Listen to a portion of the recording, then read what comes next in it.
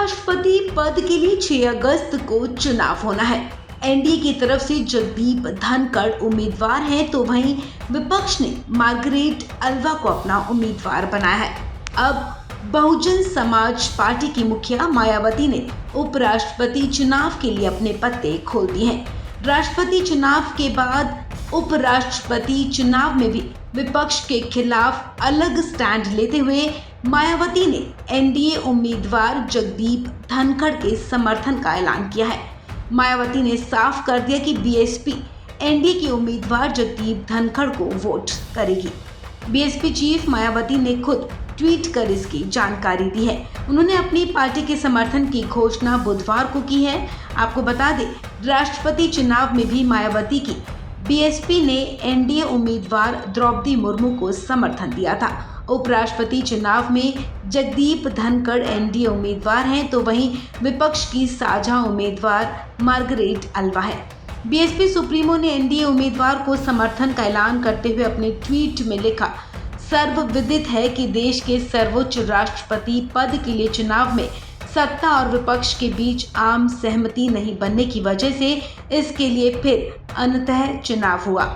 अब ठीक वही स्थिति बनने के कारण उपराष्ट्रपति पद के लिए भी दिनांक 6 अगस्त को चुनाव होने जा रहा है।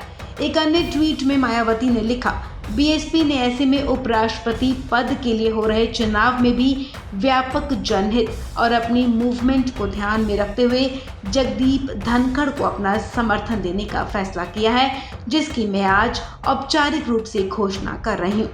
आपको बता दें, बीएसपी ने इसके पहले राष्ट्रपति चुनाव में भी एनडीए की उम्मीदवार द्रौपदी मुर्मू के पक्ष में मतदान किया था। तब उन्होंने कहा था कि हमने ये फैसला ना तो बीजेपी या फिर एनडीए के समर्थन में और ना ही विपक्ष के खिलाफ, बल्कि अपनी पार्टी और आंदोलन को ध्यान में रखते हुए लिया है। बीएसपी कमजोर, गरीब और उपेक्षित वर्ग के लोगों के लिए फैसले लेती रही है।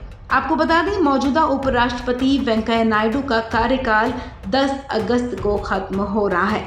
उपराष्ट्रपति चुनाव के लिए 6 अगस्त को वोटिंग होगी और उसी दिन मतों की गणना भी हो जाएगी।